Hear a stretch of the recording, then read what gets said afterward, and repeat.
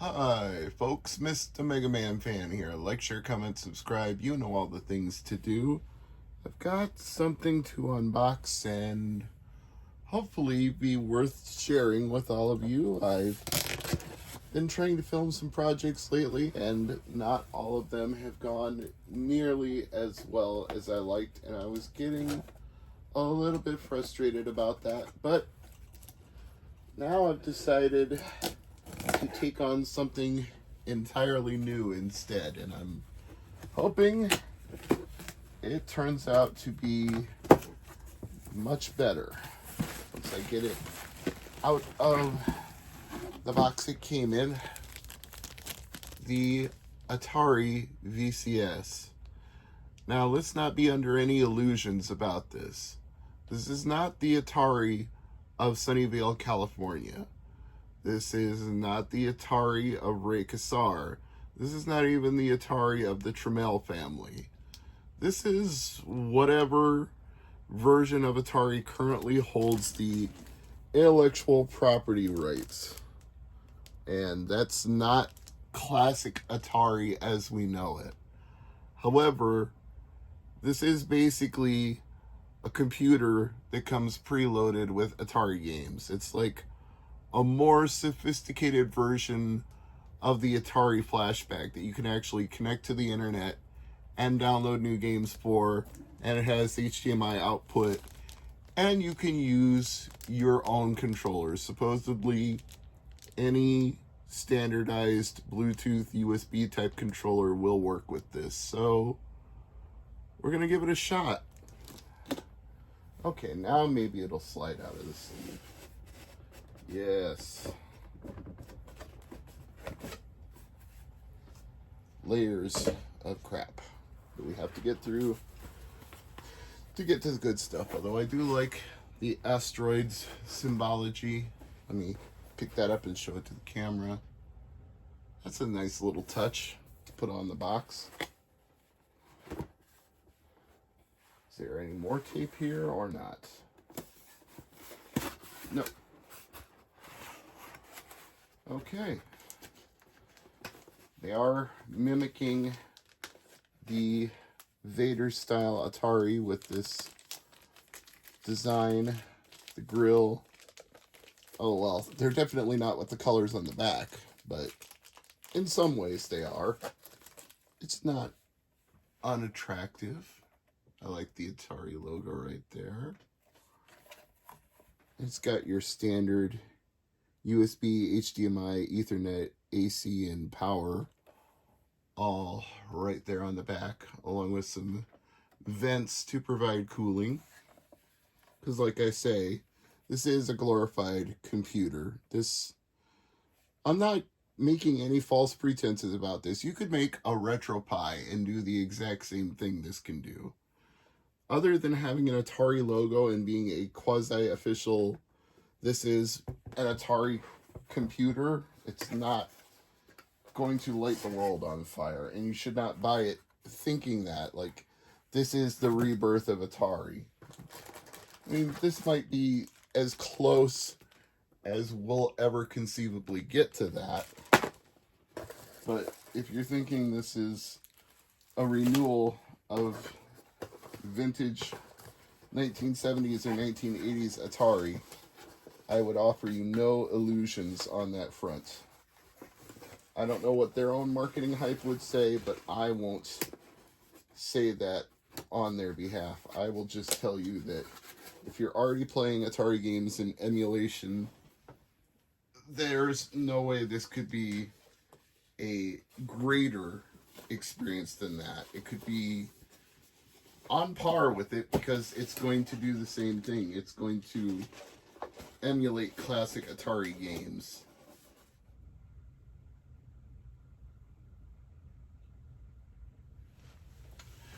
Oh, it's doing something.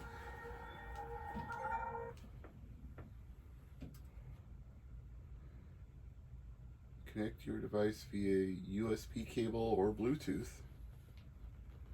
Okay, I've been issued a challenge.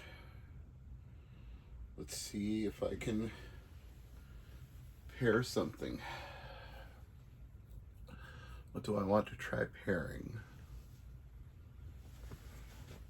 So at this point, I edited out 20 minutes of footage of me trying and failing to pair anything. It would tell me that there was a Bluetooth connection made, but then the controller would not actually work. So, on the advice of various threads on the internet, I plugged in a keyboard instead, and that finally got me past the opening menu. But without it, I was getting nowhere because nothing had the Atari button that it was asking for.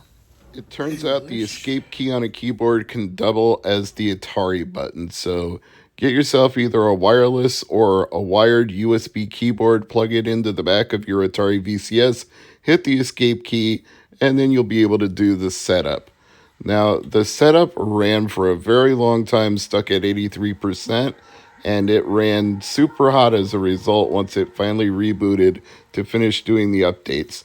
The fact that I could hear the fans from the other side of the rec room was what told me I needed to come back because the update was finally finished. And then I had to go through the whole rigmarole of hitting the escape button again to get past that opening section where it's trying to pair with an Atari controller.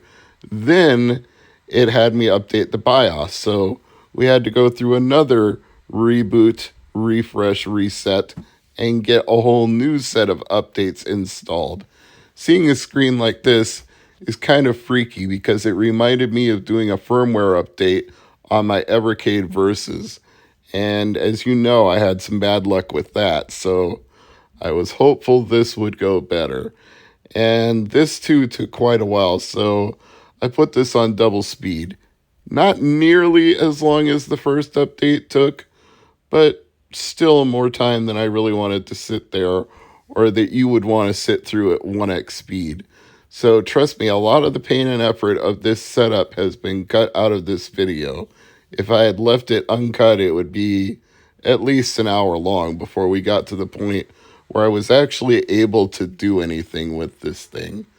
But once all the updates were installed and once the BIOS was refreshed, then I was able to successfully pair a PS4 controller with this Atari VCS, and it worked without any issues. Before that point, though, it's going to want you to create a profile, and I chose Mr. MegaManFan naturally, and then it's going to ask you to verify it via email, so I did that as well. You can also enter a PIN code to control access to things like the eShop, whatever the Atari version of that would be called, and system settings. And you can use a bypass to skip the PIN code if you don't really want to bother with that, but it'll have you set one up at the start. And then it comes with a library of pre-installed Atari games. I believe there's anywhere between 50 and 100 between arcade games and Atari 2600 games. And just for the purposes of this video, I chose both the arcade and the Atari version of Centipede. Now, if you're using a paired controller that has built-in rumble, the rumble is turned on by default. So you will notice that at some point during Centipede, I pause it and go back into the menu to turn off the rumble on the PS4 controller, because that would be fine if it was a first-person shooter or a strat game where you needed that kind of sensitivity. But I don't think for playing Centipede that's really something I want to have on the whole time. It's just too distracting that way. It doesn't enhance it, it just adds something that wouldn't have been there to begin with. I get they were trying to make it more interactive, but it's not the kind of interactivity that I want, so it's up to you whether you leave that on or turn it off. I chose to turn it off. And I also unplugged an extra USB dongle that I was trying there. I had one for a mouse and one for a keyboard, and I decided to unplug the one for the mouse.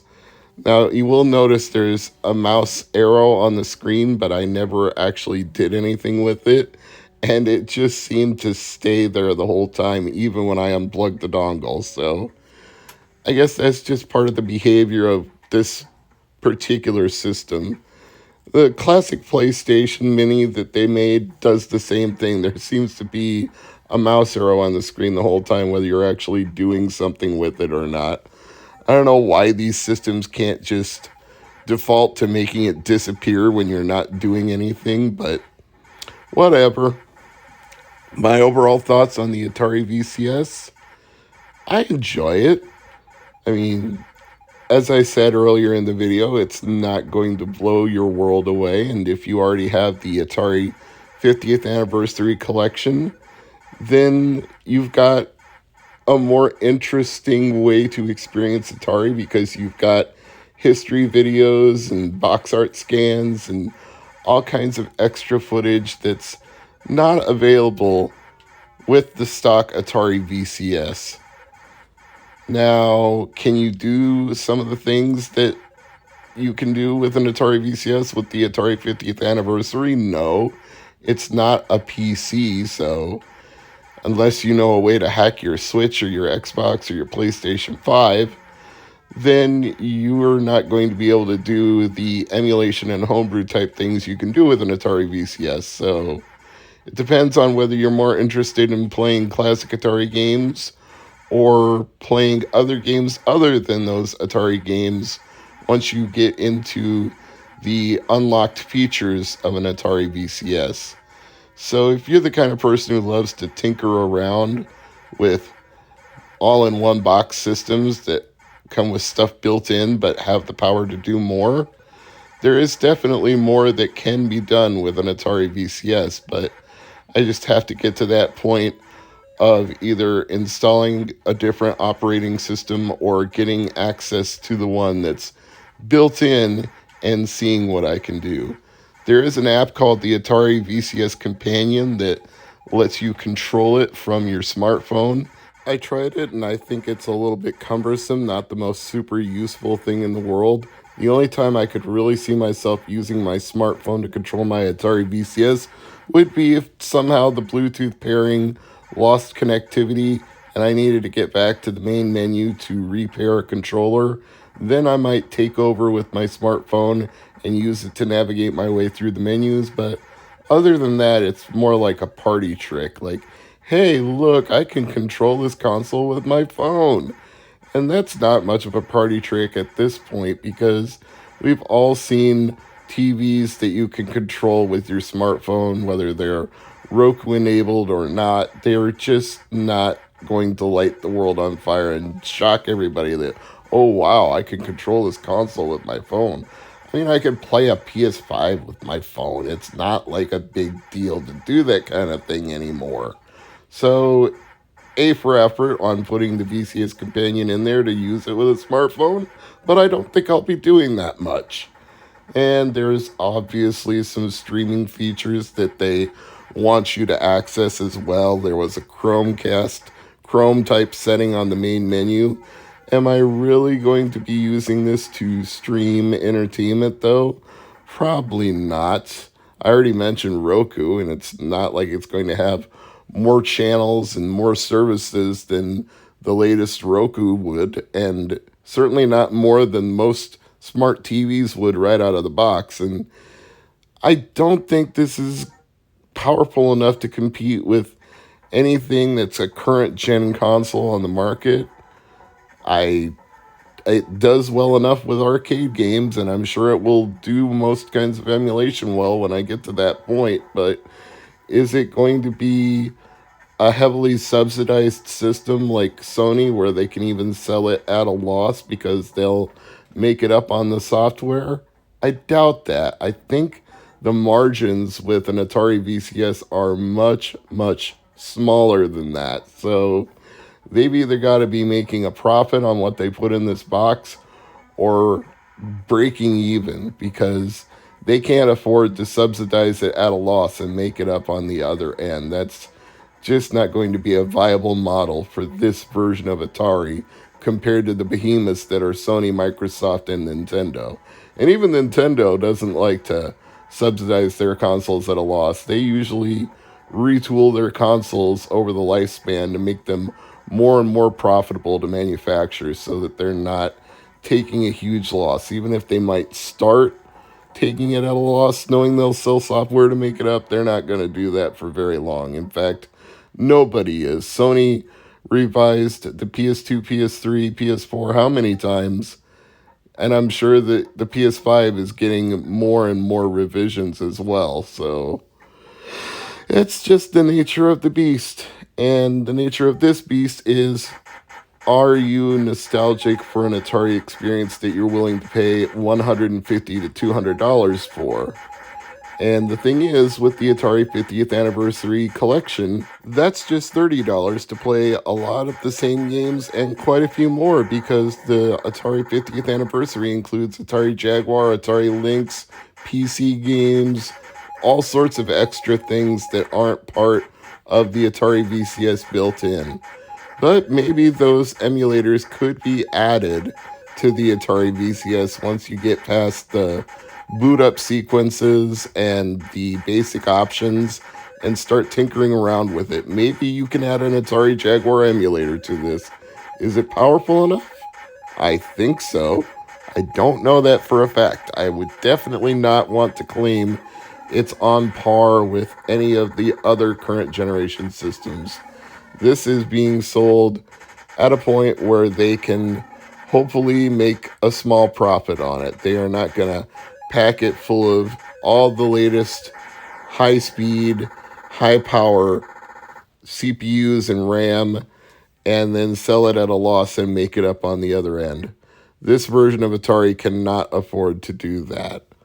But if you like Atari enough to accept that this isn't real Atari, but just a fun revisitation of it with some extra features that you can access, give it a shot.